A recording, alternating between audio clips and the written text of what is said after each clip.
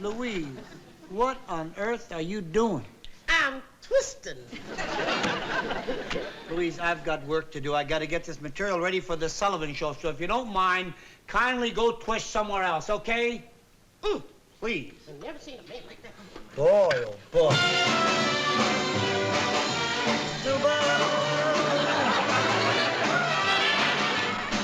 Louise! What are you doing now? I gotta untwist, don't I? Kathy! You gotta holler loud and that if you want her to hear you. Why? 'Cause she's at school at the P.T.A. meeting. Mrs. Williams here, our entertainment chairman, is planning a most attractive program, aren't you, Mrs. Williams? Well, yes, there's one detail we haven't quite worked out yet. I see. What kind of entertainment are you going to have? That's the detail we haven't quite worked out yet. I see. Really, Phelps? As superintendent of the schools in this district, I don't think much of your staff work. The meeting is tomorrow night. Oh, well, you see, we did have someone, Mr. Whitehall, one of the ladies on our committee. Her husband is a member of the Civic Opera, and he was going to sing for us, but he got the flu. But I promise you, why, I'll provide the entertainment. And it's not Mr. Phelps' fault at all. It's mine. No, Mrs. Williams, it is Mr. Phelps' fault. He is the principal of this school, and those who aspire for an eminent position must accept the responsibilities that come with it. Now, if Mr. Phelps had remained in the chemistry department instead of applying prematurely and against my advice for a principalship, he wouldn't be held accountable for P.T.A. meetings or the success of such. Well, you talk as though our meeting were doomed to failure already. And it is, Mrs. Williams, without satisfactory entertainment. Oh, Mrs. Williams, your husband's an entertainer. Yes? Yes, perhaps he could help us out. Oh, Mrs. Brown, that's out of the question. My husband's going to make a guest appearance on the Sullivan Show, and, oh, he's working so hard rehearsing and preparing new material. I couldn't ask him. Well, I don't see why not. After all, he is an entertainer. It certainly isn't asking too much of him just to come to our meeting and sing a few little songs. Mrs. Keltner, your husband is a dentist. Why don't you ask him to come to our meeting and drill a few teeth? Well, Mrs. Williams, it is not the same thing at all. I'm sure if my husband were needed, he would cooperate. You know, I don't think that's very fair.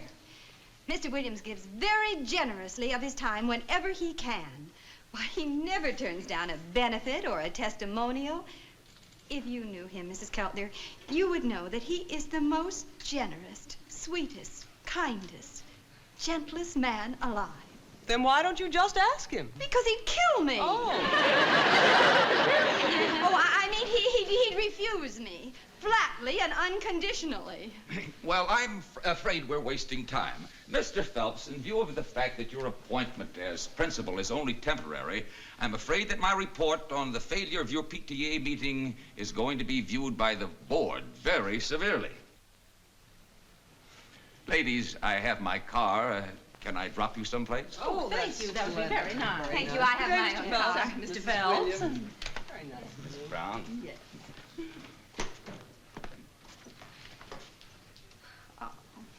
Mr. Phelps, don't you worry. Well, I'm not really worried. But I am glad I didn't sell my chemistry books when I got this appointment. Our meeting is going to be a big success. Not unless we have a large attendance. Well, we'll have a large attendance. When we announce that my husband's going to entertain at the meeting, why, we'll have a full house. But you said he'd refuse flatly and unconditionally, so you wouldn't ask him. Oh, I said I wouldn't ask him, and I won't. But that doesn't mean that I won't get him there. Why is it I spend the day, wake up and end the day, thinking of you. Why does it do this to me? Hi, Daddy. Hi. Is it such bliss to be thinking of you? When I go to sleep at night, it seems you just tiptoe into all my dreams. Oh, I'm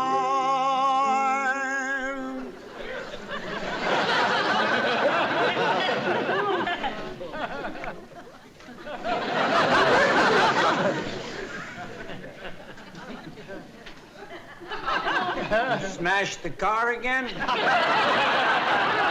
I did not. You're overdrawn at the bank. I am not. Well, something's wrong. Does there have to be something wrong for a wife to kiss her husband? When she kisses him like that, there has to be. I just wanted to kiss my husband. Would you rather I'd go out and kiss somebody else's husband? Oh, stop being silly. I think a wife comes home, she wants to kiss her husband, and she can't do it without him thinking she has some ulterior motive. Well, sweetheart, the husband is home trying to get some work done. In walks his wife and gives him a kiss that'll water a horse. What's he gonna think? All right, if you don't want to kiss me, that's all It right. isn't that I don't want to kiss you, beloved. I love to kiss you, but not now. I gotta get this stuff ready for the Sullivan Show.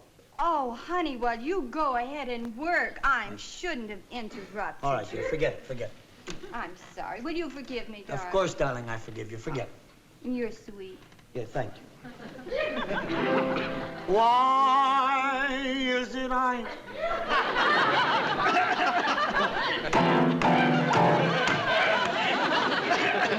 This is lovey-dovey mood you're in. Baby, I gotta get this work done. Will you please stop bothering me? All right, honey. I won't bother you anymore. Thank you. Boy, oh boy. It's just that I kept thinking all the way home how lucky I was to be married to you, because your position in life depends on your own talent and not on the whim of a tyrant like Mr. Whitehall. Honey, what are you talking about, sweetheart? Who's Mr. Whitehall? I don't know any Mr. Whitehall. Oh, honey, I'm so glad you asked. You know, he's the superintendent of our school. And he just makes life miserable for poor Mr. Phelps, who really tries hard. Darling, I'd love to listen to your tale of woe, but I haven't got time.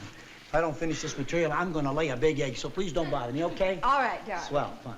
It's just that it bothers me that he's being blamed when it wasn't his fault that the tenor got the flu. Darling, please, you promised not to bother me. I've got to get this material finished. Now, will you cut it out? Okay. Fine. I don't know why. my Well, I just I am don't never understand. gonna get this Mr. material. Whitehall, I mean, he makes Mr. Phelps. Oh, I can just blamed see for variety everything, now. But it's not his responsibility. Hook It is nose my lays the biggest responsibility egg in to the get history of entertainment shows. for PTA meeting tomorrow night. I'm the chairman of the committee for entertainment, not Mr. Phelps, and I just don't see why he blames him when I'm supposed to get the entertainment. No. N-O-O-O-O, no. No what? No, I'm not going to entertain at the PTA meeting, so forget about it. Now, where did you get that idea? What? I had no intention of asking you to entertain tomorrow night. Good girl. I just thought as long as I'm your wife, I should get the benefit of your experience and advice. My advice to you is don't ask me to entertain at the PTA meeting tomorrow. Honey, I'm not going to ask you, really. Good girl. I just thought that maybe you would listen to my ideas at least and tell me what you think of them. Which are what? Well, I thought that Rusty and Linda and I could put on a show. Put on a show? Mm-hmm. Rusty and Linda and you? Uh-huh. In public? In front of people? Yes, honey, I thought... Live people? Yes, I thought we could sing a few songs and tell a few jokes and... Lover, sweetheart, darling, you're all very cute in the living room, performing for your family that loves you. But going out in public in front of strange people, dear, you can't do it. You have to have material, sweetheart. You can't ad-lib it. Oh, darling, I've got some wonderful material. Really? Yes, I picked up this joke book in a drugstore. Oh. Oh, honey, it's just full of clever things. Oh, I'll bet it is. Russ, Linda, You just wait, honey. You just wait. Children, come in here and let's show Daddy what we're going to do for the PTA meeting. Okay. You stand there and there. You ready, darling? Oh, sure. Russell, why were you late this morning? On account of my alarm clock, teacher. Everybody in the house got up except me. How was that? There are 8 of us, and the alarm clock was only set for 7. Isn't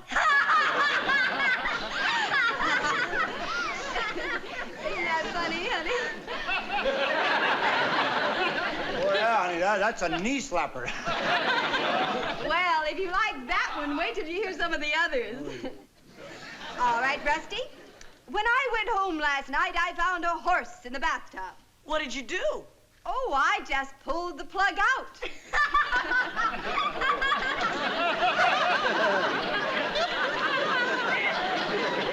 Darling, you're not laughing. No, but I may cry a little.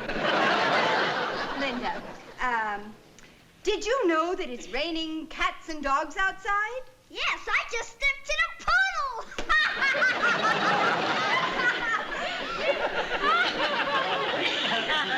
Tell me, Mrs. Williams, what's become of the India Rubber Man? Oh, he's gone up to Sing Sing. The India Rubber Man has gone up to Sing Sing? Yes, for a stretch. Say, Russell, did you know that the India Rubber Man was really born in Czechoslovakia? Sure. If he says he's a rubber Czech, I'll hit him right in the head. Oh, honey, you read the book. You mean to tell me you've got the nerve to take our children, our own flesh and blood, on a stage in public and do silly things like that? Well, darling, it's up to me to provide the entertainment. That's not entertainment, that's punishment. Oh, Kathy, we gotta do better than that. We? Yeah, we. Oh? Look, I'll take over this whole thing. I'll entertain at the P.T.A. and you forget about it, huh? Oh, honey, that's such an imposition. Yeah, I know, but I can't let you make fools of yourselves. Why, we'd be the laughing stock of the neighborhood. You'd get thrown out of the P.T.A. The kids would be expelled from school. And worst of all, people would think you got those jokes from me. I'll handle the whole thing. I'll do the P.T.A. show for Oh, you. but darling, you're so busy with your rehearsal. Well, I won't interfere with the rehearsal. I'm not going to prepare any special material for your show. I'll just do some of my old stuff, some school days routines or something, or do a heckling bit. Is anybody making a speech? Yes, I'm going to make a speech about the problems of today's children. You're going to make the speech? Oh, that's great. That's great. Perfect. We can run it over. Now, look, all you got to do is keep talking in your speech. See, you're reading, and I'll start to interrupt you and heckle you. I'll throw in lines about children today, yesterday, and stuff like that. And you try to shut me up. Okay. Understand? Make believe you're very upset about it. All It'll be right. real funny. Yeah. But whatever you do, you got to keep on talking. Oh, I can keep on talking. I know. Oh, children, you can go now. We won't need you after all. You mean we're not going to do it? No, darling, Daddy's going to do it. Gee, and I would have gotten a very big laugh if I just stepped in a poodle. You gotta forgive her, Dad. She's young. Oh, darling, you were so sweet to volunteer. You know, there's nothing in the world I wouldn't do for you. Oh, honey, I'm terribly busy.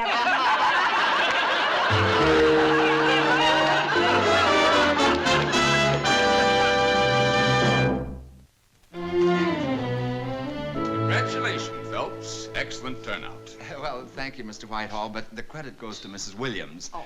Yes, she prevailed upon her husband to entertain. Well, that's nice. What will he do?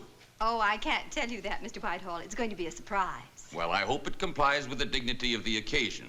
The P.T.A. meeting at the 86th Street School last week was disastrous, simply because the professional entertainer they had gotten had no sense of decorum. Oh, what happened? He did readings from Mark Twain. And you know how ungrammatical he was. Yes. And then he did some readings from Benjamin Franklin's Almanac. Terribly vulgar. I had to reprimand the principal very severely. Yes, well, I'm sure we can trust Mr. Williams to stay within the proper limits. Well, I must get down to the auditorium and take my place on stage. I wouldn't want to miss anything. Well, perhaps we'd better go along, too, Mrs. Williams. Mr. Phelps. Well, if Mr. Whitehall thinks that reading from Benjamin Franklin's Almanac is vulgar, how will he feel about my husband heckling me from the audience during my speech? Heckling you? Yes. Heckling me, you know, interrupting me, insulting me. Why would he insult you? Because it's funny. Well, that might be funny to some people, but I'm afraid Mr. Whitehall... Is that your surprise? Mm-hmm. Oh, heaven forbid. Heaven forbid. The real surprise will be if Mr. Whitehall doesn't burst a blood vessel. No, you can't go through with it. Find your husband and call it off. Oh, but I can't. He won't be here until after we started. He's at a rehearsal. Oh, this is a disaster. Oh, now, Mr. Phelps, it's not yet now. I tell you what, we'll go ahead with the program, but you keep watching for my husband. And when you see him, you tell him not to do what we planned, that he should just sing a few songs and I'll accompany him on the piano. I just hope we catch him in time. Oh, so do I. Or Mr. Whitehall is liable to have you back in the chemistry lab. In a test tube. And $12.36 for stamps and stationery. Now, this leaves us a current balance of $23.60. That is all. Oh, thank you.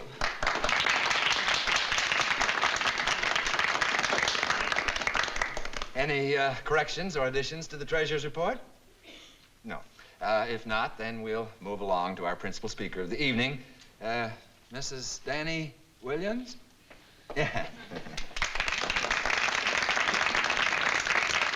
Our topic, today's children. Mrs. Williams. He's not here yet. Well, you go ahead. I'll watch for him. All right, thank you. Good evening. My topic is today's children, their hopes, their dreams, their problems. In our complex civilization, it has become increasingly difficult for the educational system... Kid.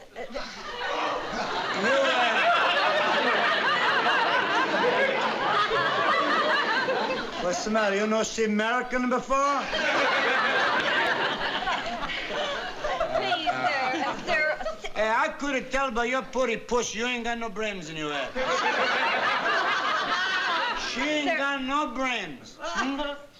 Oh, hello.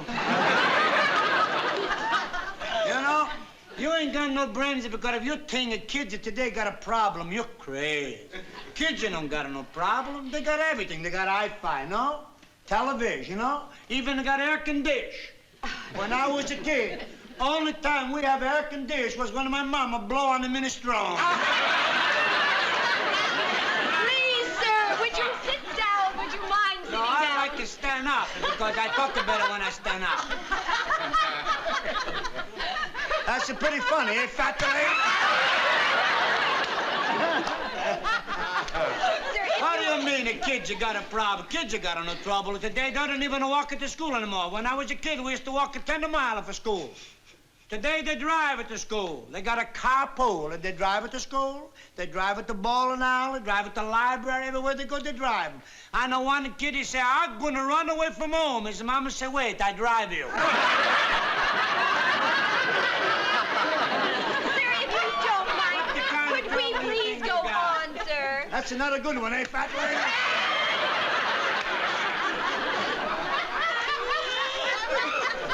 Well, you know, the parents is the one that got a problem. The parents that got the problem. The parents that got to pay for everything. The kids that spend the money. The parents that got to pay for everything. I know. I got a teenage daughter. She's going to go hospital next week to have a big operation. Going to have a telephone and remove her from her mouth. Sir, would you mind? Please, we'd like to go on. You know, you no got no brains when you say the kids got a problem. The kids don't got no problem today. Pretty soon we're not going to have no school, you know that? They're going to learn it from a TV. They're going to learn it from a TV. No more school, no more PTs. Yeah, they stay home and learn. It's pretty good, eh? Papa come home from a hard day's work and he say, I'm down here. Hey, you, kid. Why you don't go outside the place? You know, Pop, I gotta study TV. Last week I flunked a gun of smoke. Hey, fat the lady, no touching my salon. What is going on here? Who are you? Who's me? Who's you, big mouth? You like to have a piece of salami? Hey, You started from that end, I started from this end. The last one to the middle is a monkey. Go ahead. You want some salami?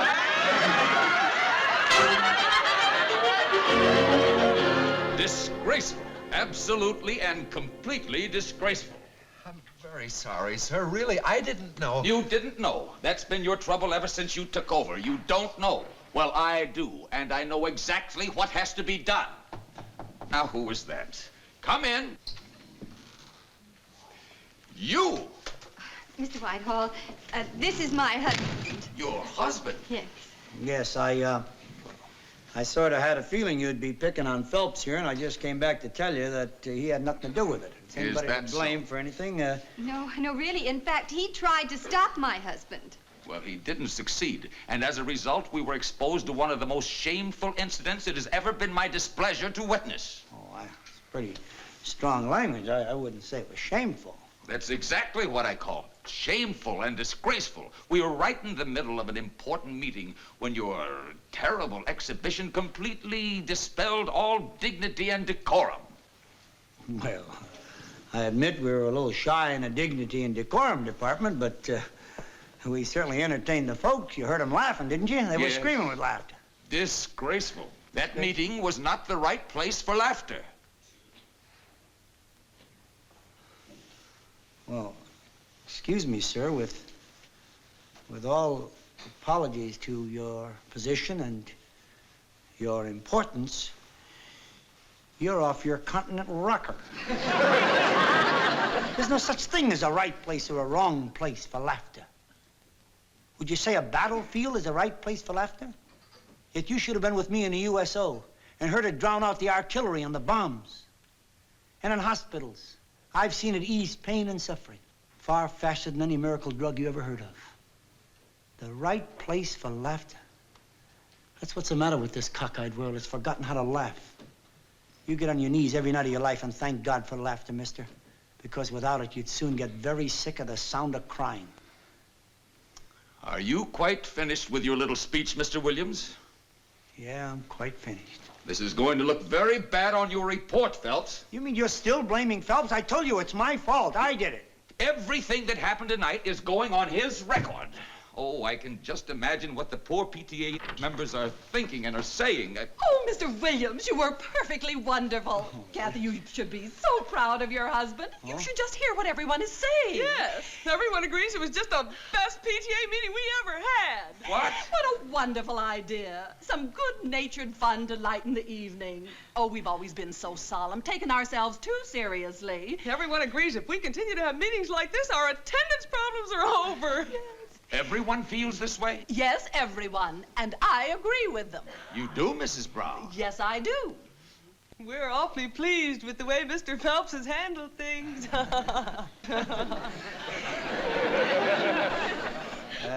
Mr. Phelps and Mr. Whitehall. What? Oh, Mr. Whitehall. Well, yes, thank you. I don't mean to exaggerate my contribution. Mr. Phelps was a big help. Phelps, this report is going to look very fine on your record.